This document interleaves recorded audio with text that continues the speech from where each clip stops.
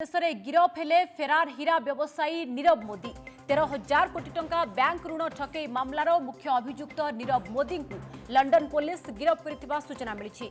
Westminster court में हाजर कर गिरफ पर प्रत्यर्पण मामला चलिब। प्रवर्तन निर्देशालय अनुरोध क्रमे गत 18 तारिख में लंडन कोर्ट नीरव मोदी विरोध में अरेस्ट वारेंट जारी करथिला। भारत सरकार तांकर पासपोर्ट रद्द करदेवा सत्वे से पुराना पासपोर्ट व्यवहार करी अमेरिका रे और यूरोप रे बुलुथिले। गत सेप्टेम्बर रे इंटरपोल रेड कर्नर नोटिस जारी करबा परे नीरव मोदी गतिविधि उपरे रोक लागिथिला। नीरव मोदी और तांको मामू मेहुल चोक्सी 13,000 कोटी टंका बैंक ठकेर अभियुक्त अछंती।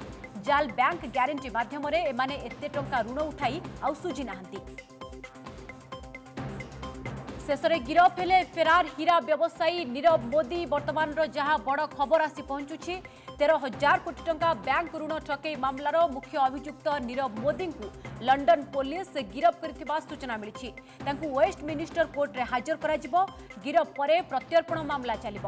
प्रवर्तन निर्देशालय अनुरोध क्रमे गत 18 तारिख में लंडन कोर्ट नीरव मोदी विरोध में अरेस्ट वारेंट जारी करथिला। भारत सरकार तांकर पासपोर्ट रद्द करदेवा सत्वे से पुराना पासपोर्ट व्यवहार करी अमेरिका रे और यूरोप रे बुलुथिले। गत सेप्टेम्बर में इंटरपोल रेड कर्नर नोटिस जारी करबा परे नीरव मोदी गतिविधि उपरे रोक लागिथिला। नीरव मोदी और तांको मामू मेहुल चोक्सी 13,000 कोटी टंका बैंक ठकेर अभियुक्त अछंती। जाल बैंक ग्यारंटी माध्यम एमाने एते टंका ऋण उठाई आउ सुझु नाहंती।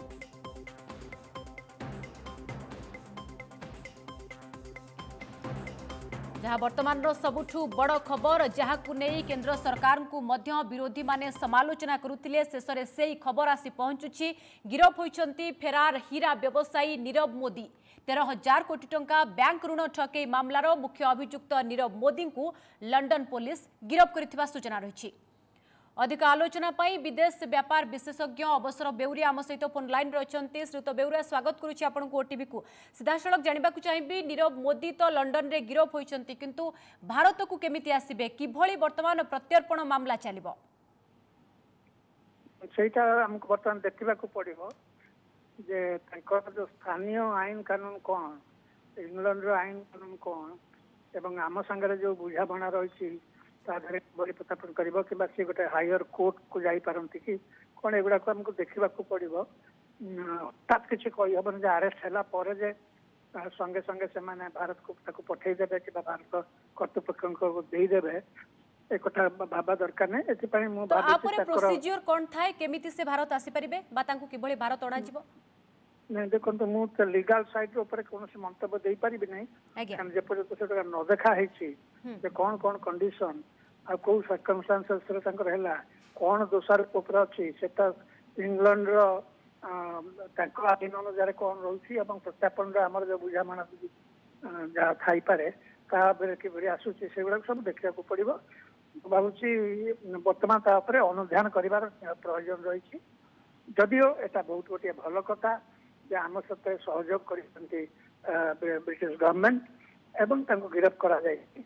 गोटे कथा तो अति कम प्रतिपादित होची दोषी बोली से माने स्वीकार करुछंती गोटे दृष्टि ता परकाल आईन न्यायालय कौन हम कि आमर जो अच्छी रही अंडरस्टैंडिंग ता भीतर कौन हम देखिबार कथा क्या से या भीतर जहाँ गणमाध्यम बाहरी किंतु जेतु गिरफ होइछंती गोटे आशा करा जाई पारे गोटे रास्ता बाहरिबो गोटे पॉजिटिव सेमती स्थिति आपण देखुछंती भारत कोणा जाई पारिबो निश्चित भाव में किंतु इतिमध्य से गोटे परमानेंट रेसिडेंस नेला भलिया कथा गणमाध्यम बाहर चला से पुंजी निवेश करी सेमिति गोटे स्टेटस नहीं किंतु ये निश्चित भाव में गोटे शुभ खबर। धन्यवाद श्रीयुक्त बेउरिया आम सहित आलोचना कर विदेश व्यापार विशेषज्ञ अवसर बेउरिया सहित आम अधिक आलोचना करूँ।